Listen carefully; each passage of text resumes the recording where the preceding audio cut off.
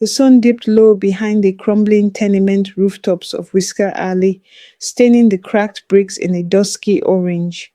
Marlowe, a sleek silver tabby with sharp emerald eyes, sat by the window, tail flicking against the sill in restless rhythms. He'd been waiting for Delilah again. She always came home late these days, smelled different too.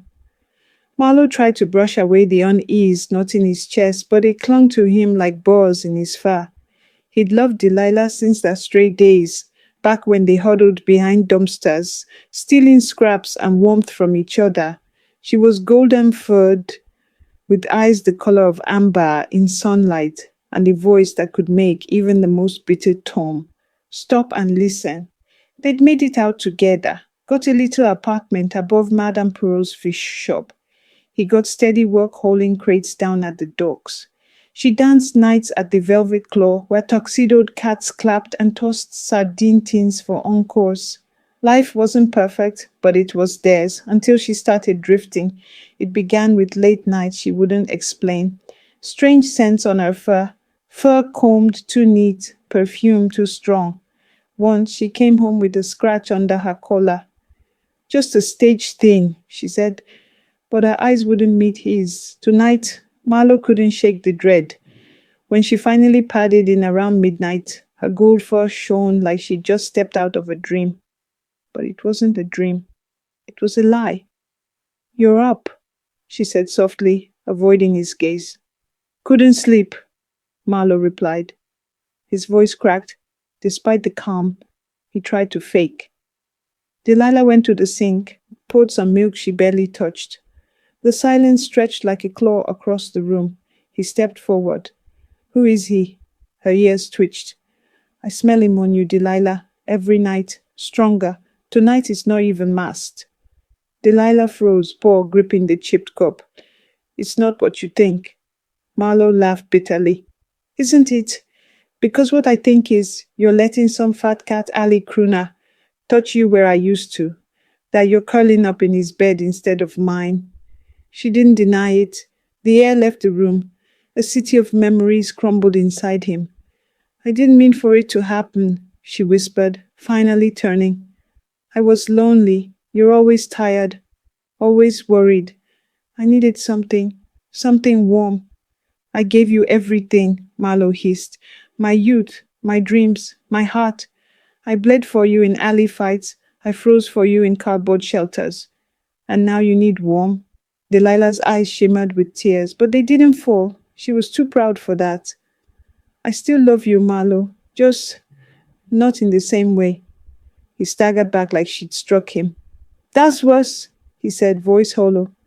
"At least if you hated me, I'd have a reason." She moved past him, went to the little shelf above the fireplace where they kept photos. The night they got their place, a first show, a rainy day under a box when they kissed for the first time. She reached for one, but he stopped her paw. "Number, leave them," he said. "They belong to who we were."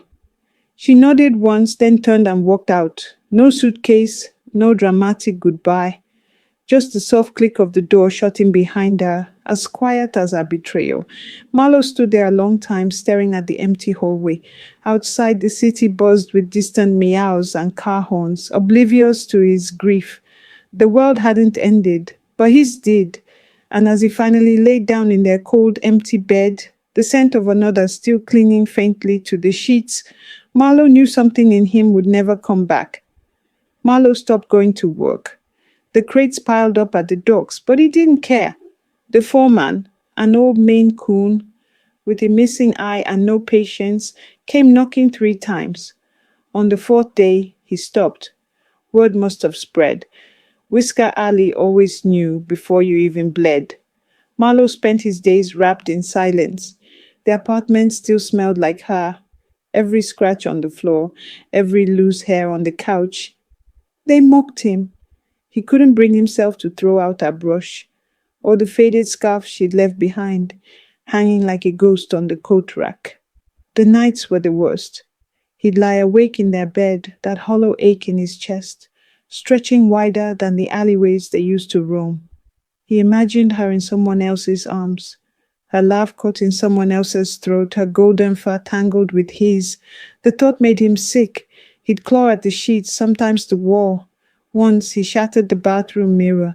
The shards didn't reflect anything worth seeing anyway. Then came the whiskey.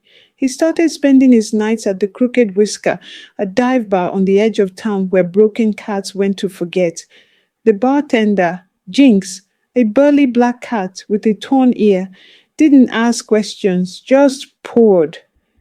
"You look like hell, Ma," Jinx muttered one night, sliding a dish across the counter. "That's because I live there now," Marlowe replied, eyes glassy, voice rough as gravel. One night, he saw her. Delilah. She walked into the bar with that same golden glow, only this time it wasn't for him.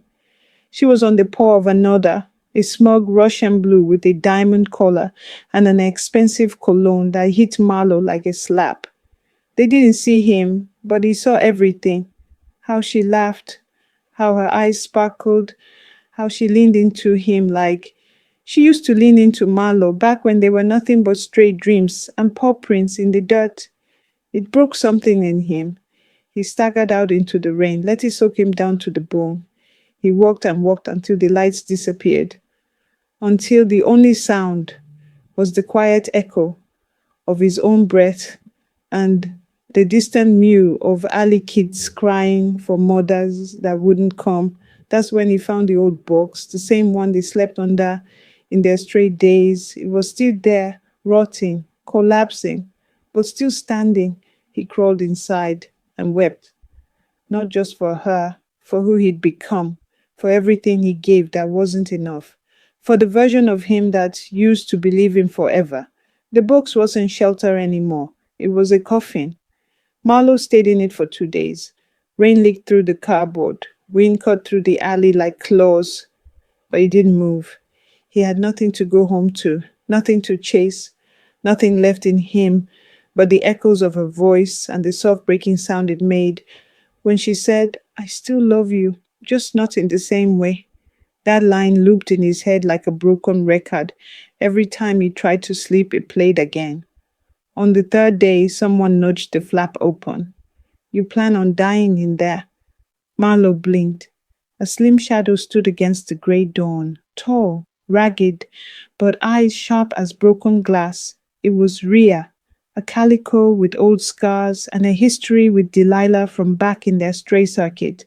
The two had once fought tooth and claw for a chunk of tuna and somehow became friends after. Marlowe barely croaked. "Maybe." Rhea snorted. "Then die later. For now, get your sorry tail up." She dragged him out, literally. Took him to a corner cafe run by an old Persian named Mizo. Sat him down, ordered soup and fish, forced him to eat. "You think you're the only one who's been left?" Rhea said, stirring her tea like it owed her money. "You're not special, Ma. You're just hurt, and I get that. But you sit too long in your pain. It starts to smell worse than fish left in the sun." "I gave her everything," he whispered, barely audible. Rhea's gaze softened. "Yeah, and she gave it back, broken." Marlowe didn't cry. He didn't have tears left. But something in her words cracked through the numb. The next few weeks were slow, quiet, heavy. He went back to the docks, just part-time, enough to keep the lights on. He still walked past the velvet claw some nights, half expecting her silhouette in the window, but he didn't go in, not anymore. Instead, he started talking to Rhea, real conversations. She didn't offer fake sympathy. She didn't try to fix him. She just showed up. With fish bones and old songs and a way of making the air feel a little less sharp. One night, after a shift, Marlowe found her sitting on his apartment stoop. "You still keeping her pictures up?" she asked. He nodded. "Haven't had the guts to take him down." "You don't need guts, just a match." She handed him one, walked away. He stood there for a long time, match between his claws, staring through the window at all those dusty frames.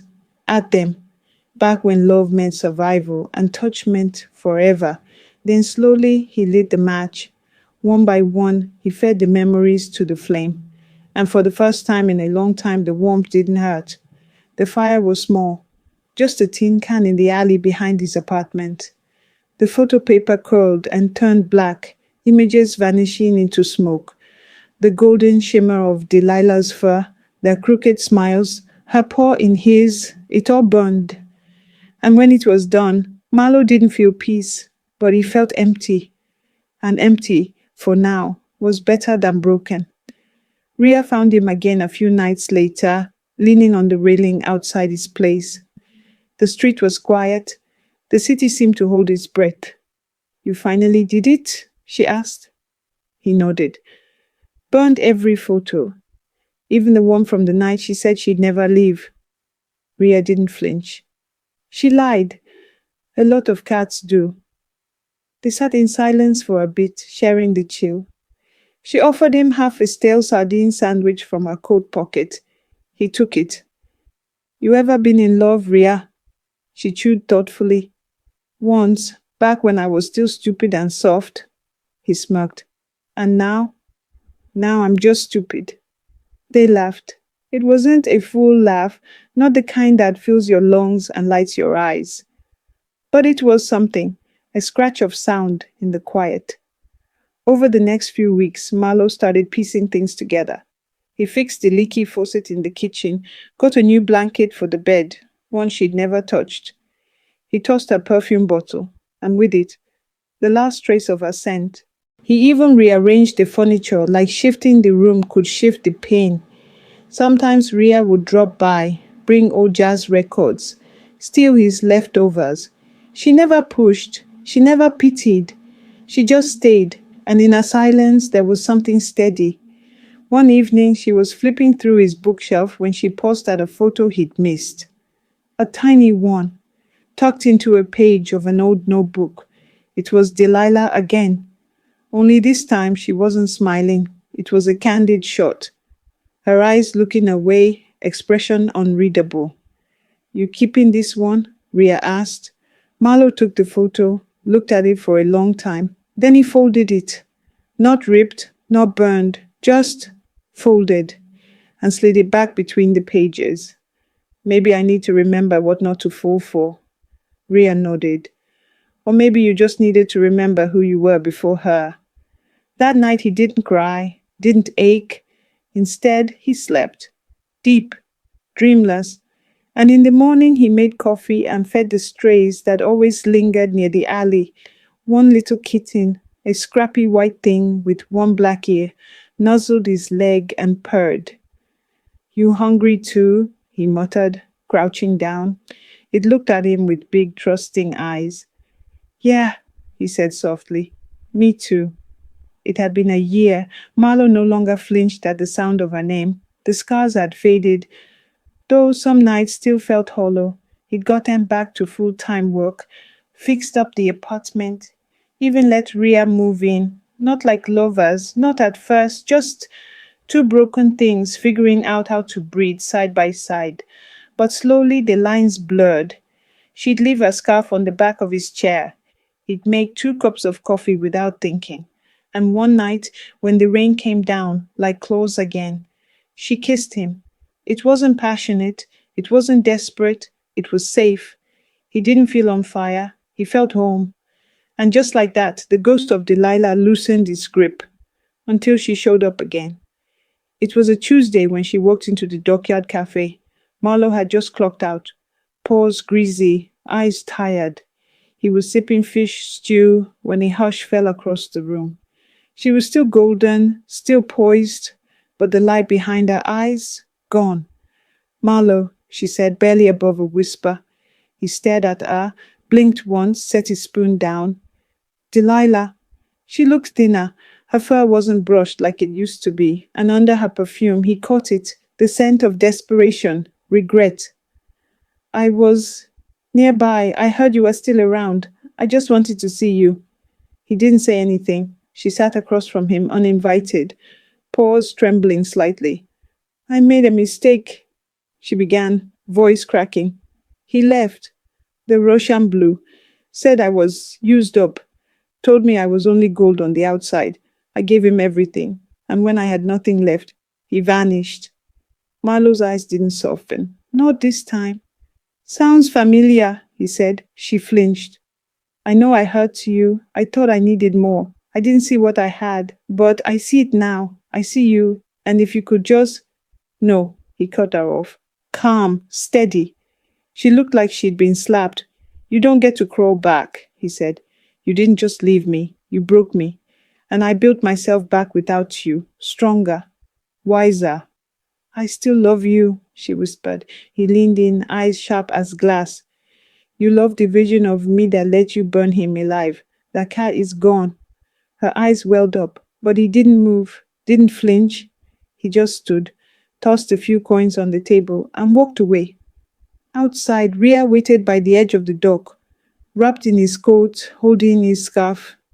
You good? She asked.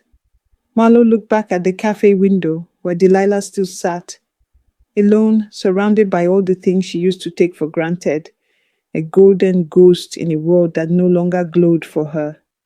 Yeah, he said, I'm good. They walked off together into the fog-lined night. Months passed. Rumors swirled. Delilah tried to reclaim her place at the Velvet Claw, but the new dancers were younger, hungrier, and not half as kind. Her fame faded, her sparkle dimmed, and the Russian blue. Word was he left town with the kitten barely out of her first litter. Typical. Then one day, a flyer showed up posted to a pole in Whisker Alley. Missing.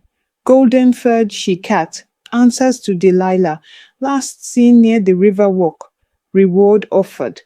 Some said she'd wandered off one night, drunk and talking to herself. Others said she'd gone chasing a shadow of her past and never came back. But Marlowe never checked. He never asked. He simply sat with Rhea on the balcony, sipping coffee, watching the city wake. Because sometimes karma doesn't scream. Sometimes it whispers. And sometimes it just leaves you behind.